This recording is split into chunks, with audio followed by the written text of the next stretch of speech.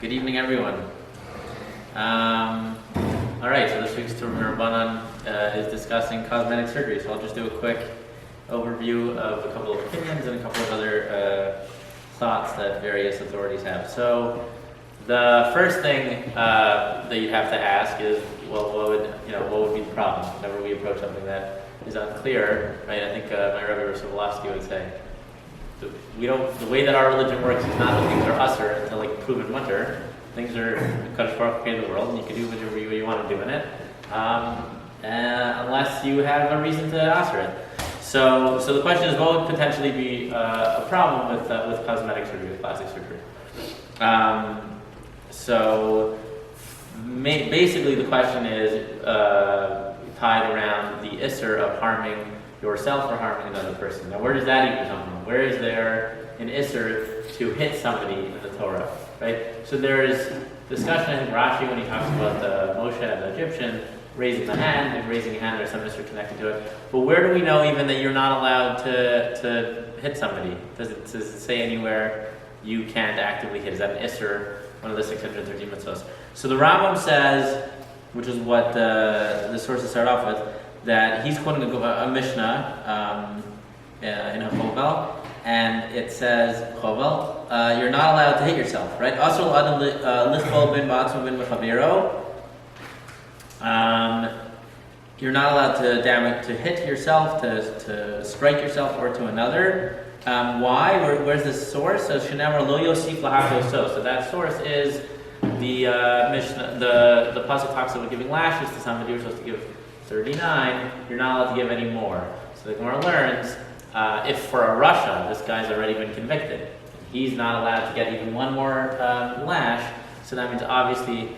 So the Rambam says, even obviously that's for Rasha, obviously for a tzaddik, somebody who's not convicted of anything. So that's the isser. The isser is chovel, you're not allowed to hit. Now what qualifies as chovel? That's the question. Can you go have surgery from a doctor? So you can, but why? This chovel thing still exists. So there's an exception that we push it aside.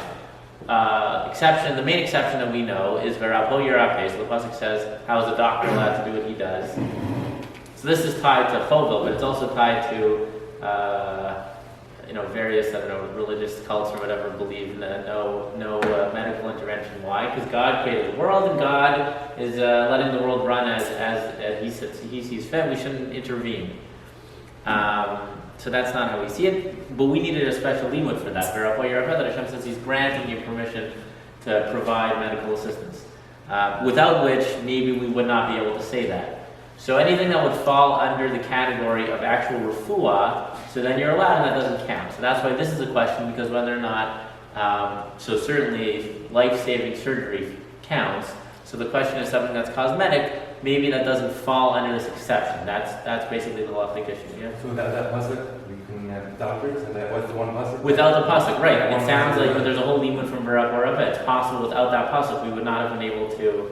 Right, that argument of, well, God created the world and He has His plan, don't mess with it. It sounds like without that limud, that's like a valid argument, but we have the limud to say, no, you're allowed. Yeah, it's a big thing to think about. Well, the Gemara does have that, so it does. So actually, this is I took a quick look at Rabbi Bleich in the beginning. There's a footnote that he quotes Rabbi Bleich in his contemporary halachic problems. So he has a not a whole article, but a small little blurb about it, and he says there's three issues that we have to deal with plastic surgery. Number one is this chavala issue, whether or not you're being over on this isser. Number two is whether or not you're allowed to expose yourself to danger, right? So generally, Ushmar Demodas Nafsho Seichem, the Rambam does the whole thing on that, and we're supposed to take care of ourselves. So you can't put yourself under danger. Now, any surgery, certainly any surgery that you're going under full anesthesia has some degree of danger. Are you allowed to go ahead and put yourself in that? Meaning putting aside the chavala isser, there's that. And then the third question that he raises, and he raises it because some of the Chuvas discuss it, is whether or not it would be considered Beged Isha. Right? So we know that the isser of Beged Isha doesn't only apply to clothing, but that things that women do, men are not supposed to do, and usually the examples often given are, anybody know? Shaving armpits. Right, so shaving armpits is one of them. Pulling white hairs, right? That would be like completely bald over here. Pulling white hairs is considered to be one of them. So, so the question is whether or not cosmetic surgery be counted as part of that. Those are the three questions Rabbi Blank brings up. There's three main tshuvas that discuss the question, and I didn't realize this when you read it. It doesn't quote the dates, doesn't quote the whole tshuva. I was just listening to Shir Rabbi Ari Khan in Israel. So he said, if you look at the dates, there's three tshuvas: Rav Moshe, Rav Menashe Klein, and the Chalkas Yaakov Breish. I know this Chalkas Yaakov is from Switzerland. He lived there after the war. So all these were asked the same exact time, in 1964, by the same Hasidic rabbi in Brooklyn, Borough Park, that asked them all the same question, which is what we saw in the sources, which is a young lady came to him and asked that whether or not she could have a nose job, basically. It's interesting that it's the exact same things, and the questions that he's presenting are basically twofold: whether or not this is Kabbalah, it's an issue of Kabbalah, and whether or not there's you're allowed to put yourself under danger. So basically, just as a summary, all three basically say that it's fine for all three reasons. So everybody across the board says it's not an issue of Beged Isha, simply just because and nobody seems to think, at least in 1964, I don't know, I would assume nothing would have changed, that it would be considered to be an exclusively female thing. People, I guess, have big noses and want to fix their noses all the time. I don't know. The one interesting thing he did mention, which I didn't know, like Hanan said, or the hair removal, but the white hair pulling is a standard example. Shlomo Zalman actually says, connected to the other two issues, which is that we have a heter for even if it's not real medical danger, so you're not going to die if you don't have this, but a person's, if they're so embarrassed, so this girl was saying, I can't even get married. So then the tshuvas were discussing that itself is enough of a pain, but they go on and say, even if it's not, let's say marriage specifically, you could say you're losing out on a mitzvah, or women are really obligated, but even if you're just embarrassed to go out in public, so that is enough, that's alleviating pain. And based on a Tosfos that discusses, he basically says that emotional pain is sufficient to put you in the category of Yerapeh, which is basically that's the big heter here. Because if you feel emotionally so, I don't know, kind of tied up that you can't go out in public, that is sufficient to allow this heter of Yerapeh to allow you to go ahead and have the cosmetic surgery.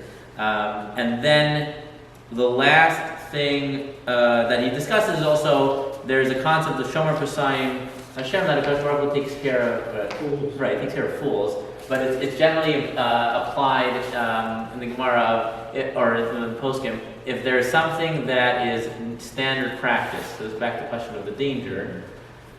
Yes. Surgery always has, a little bit of potential danger connected to it. Going into a car and driving anywhere has danger connected to it. So there's a concept, as long as something is considered to be normal, not an abnormal risk, that is sufficient. So for all those reasons, again, three reasons, all the reasons of it's not considered to be chovel, either it's not chovel at all, or you have this heter over a even though it's emotional pain. Number two, Shomer B'Sayim Hashem, even though it is more dangerous than just sitting in your chair, you go about living your life, and normal dangers is fine, Shomer B'Sayim Hashem. And then the third thing is, there's no issue of Beged Isha, just because he didn't, I think Menashe Klein thinks this is not something that that is an issue nowadays in terms of women. And I'll add one more thing, which is just a couple of nafkaminas that I was thinking, and I mentioned it briefly in the end. So, for example, what about if there's no actual... So Kabbalah usually is tied to some type of bleeding, bloodletting, clotting, some type of pain. What about something like Botox, right? So that maybe fall under the category of some type of cosmetic surgery. I assume there's very minimal amount of danger connected to Botox if you're inserting a needle. But there's no bleeding, so would that be even under this issue at all, or not? So I don't know the answer necessarily to that. He said he told us discuss No what? No bleeding in Botox? I think it's Botox. I think it's just an injection. There can be some bleeding, but it's. Okay. It's a shot. It's It's like minor. a flu shot. It's a shot. It's Yeah. minor. Right. It's minor. So Botox, you might think of, I don't know, some other cosmetic thing, but these halachic issues may not even arise to begin with because there's no issue there. And what about something like removing? I was thinking, I have a nephew who was born with like an extra bone near his thumb. So basically, they're together, but like almost like two thumbs. So that's there's nothing wrong. There's nothing that certainly like actual physical ability. There's nothing that's an issue with that. Emotionally, maybe when he grows up, right, he's not making the decision. His parents are making the decision for him. Can they make that decision that's somewhat elective, so they can go ahead and do the surgery? So again, that probably I would assume follows. I didn't see this anywhere inside, but it would probably fall under the category of if it's normal, it's a normal thing, so that you don't have to worry about the danger, and probably potential future embarrassment would fall. And then in terms of the psychological, and that's kind of different than pain. That's like it's a new. Right. So, but it seems pretty clear from most of the sources, except I think the Avnei Nezer says something different, and the Tzitz Eliezer in the beginning. It seems like the majority say that emotional pain is good enough reason. You don't need to have. It seems physical like the pain. danger isn't a problem either, because you can give a kidney. Right, so there's a big discussion. Life has a massive article about donating organs, and you're putting yourself under, and that's significant. That is a big Right, danger. so that's significant, and that it's not pasha. So people do it, and it's allowed, but I don't know if everybody says, at least off the bat, immediately it's allowed. Maybe it needs to be a special situation. That's not pasha at all, because that would be, I think, would raise above Yes, a standard anesthesia. Yeah. Okay. So that's the summary. Basically, generally speaking, it is mutter. The interesting historical tidbit is it seems to be all these three major poskim are talking about the same girl. I hope she got married.